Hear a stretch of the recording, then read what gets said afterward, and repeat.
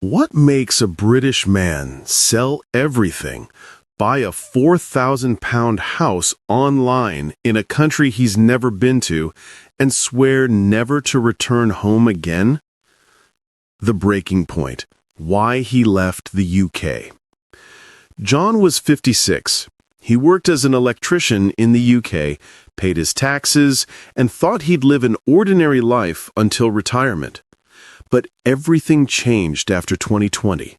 Bills went up, his rent doubled, and his mental health started crumbling under the weight of constant pressure. The UK, his home, no longer felt like home. The cost of living crisis, endless work stress, and the sense that he'd never get ahead made him feel trapped. He said one day, "I realized I was working to survive, not to live, and that broke me." He started looking for ways out, scrolling through online property listings late at night, until one evening he saw something that changed everything. A 3-bedroom house in rural Bulgaria. £4,000. No catch, no mortgage, just freedom. The £4,000 house he found on eBay. Most people would have thought it was a scam. A whole house for the price of a used car. But this wasn't a dream. It was reality. In villages across rural Bulgaria, thousands of homes were being sold by families who had moved to cities or abroad. John took the risk. He clicked "Buy it now." 2 months later, he was standing in front of a small stone house surrounded by apple trees in a sleepy village outside Veliko Turnovo. No traffic, no noise, no rent, just silence and possibility.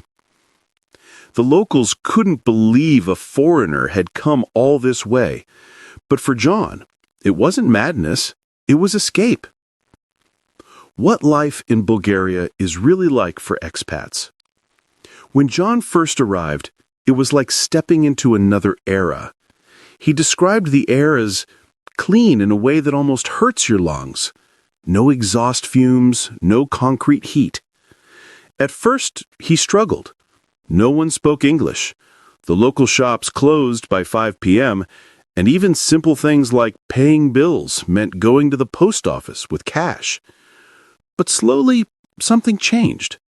He started learning words like Dobro utro for good morning and Blagodaria for thank you, and the locals smiled when he tried. He noticed something striking. People didn't rush. An old woman sweeping her porch would stop and chat for 10 minutes. The butcher knew everyone's name. Life wasn't about earning here. It was about living. And that's when he realized, back in the UK, every moment was scheduled, every smile forced. In Bulgaria, time felt like it belonged to him again.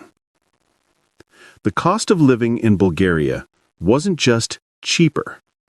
It was life-changing. John's biggest expense was now heating wood for winter. About £200 for the whole season. He buys fresh milk from his neighbor's cow for £1 a gallon. A pint of beer in the village pub? 80 pence. There's no pressure to keep up with trends, no debt traps, no endless monthly bills. Here's a breakdown of his monthly life. Rent? 0. He owns his home outright. Electricity? £40. Water, £10. Food, £100. Internet, £12. Transport, £20. All in, less than £400 a month. Compare that to the UK, where just surviving cost him £1,800 monthly. John says, "I don't feel poor anymore, because I don't owe anyone anything." The simple, quiet life. John wakes up with the sunrise. He chops wood for the fire, tends his vegetable patch, and has breakfast outside: bread, eggs, and strong coffee from beans roasted locally. His day has no alarms, no deadlines, and no stress. He repairs old furniture he finds abandoned, and in the evenings he walks through fields of wildflowers with stray dogs that follow him home. There's a calmness that can't be bought, the kind that comes when you finally stop chasing. But he's not alone. More and more Europeans, from Germany to the UK, have quietly moved to Bulgaria. Some live off pensions, others run small online businesses. They all share one feeling: peace. As John puts it, it's not glamorous, but it's real. I traded noise for silence, and I've never been richer. Why Bulgaria is underrated. Bulgaria rarely makes headlines, and maybe that's a good thing. It's tucked between Greece, Turkey, and Romania, a quiet crossroads of cultures. The mountains are breathtaking, the Black Sea coast has golden beaches, and the small villages look like time capsules from 1960. But the secret isn't just scenery, it's sustainability. You can live well here without a big income. Bulgaria offers affordable real estate, low taxes, and surprisingly decent infrastructure. Internet speeds are faster than the UK average, roads are improving, healthcare access is growing, especially in cities like Plovdiv and Varna. And crime?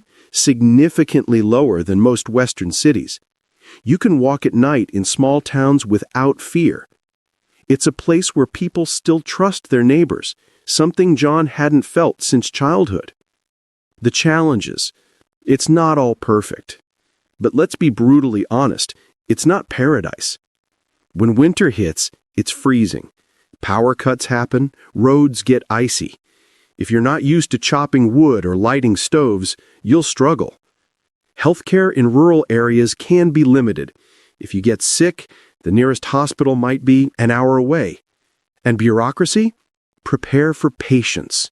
Everything requires stamps, signatures, and time. Then there's loneliness. In the beginning, the silence that John loved sometimes felt heavy.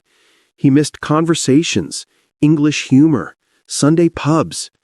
But he learned to adapt, to find joy in small things: a neighbor's visit, a walk through the forest, a home-cooked meal shared without words. Bulgaria isn't for people who crave convenience. It's for those who crave peace. The people and community. If there's one thing John didn't expect, it was the kindness. In his first month, he got lost in the countryside. His car broke down on a dirt road. Within minutes, 2 farmers stopped their tractors to help him. They didn't speak English, but they fixed his tire, offered him a drink, and refused any payment. That's Bulgaria. Quiet generosity. Neighbors leave vegetables on your doorstep. The postman knows your name.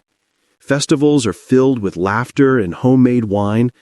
One Christmas, the local mayor invited all the foreign residents to a village feast: roasted lamb, folk dancing, and an endless flow of rakia.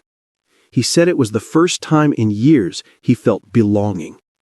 He added, "In the UK, we live side by side, but never together. Here, I'm part of something again." Why he'll never go back to the UK. After 2 years in Bulgaria, John had to return briefly to the UK for paperwork. He thought it would feel like home, but it didn't. Everything seemed faster, louder, angrier.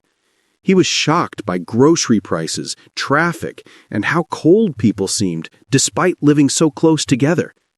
He said, "I spent a week there and couldn't wait to get back to my little house with no heating, no stress, and no nonsense." Friends asked if he ever missed England. He said yes, but only the memories, not the life. The UK had become unrecognizable to him. Endless rent, endless taxes, endless work. In Bulgaria, he had none of those things, just time, peace, and ownership. He decided that returning to Britain would be like putting himself back in a cage. The truth about starting over. Starting over at 56 terrified him, but it became the best decision of his life. He rebuilt not just a house, but a sense of purpose. He learned self-reliance, patience, and how little one truly needs to be content. He admits it's not for everyone. If you crave shopping malls, Starbucks, or nightlife, you'll hate it. But if you want peace, nature, and freedom from the rat race, this life might be for you. He ends his story with a lesson. Freedom doesn't come from money. It comes from choosing where your time goes. So what do you think? Could you do what John did?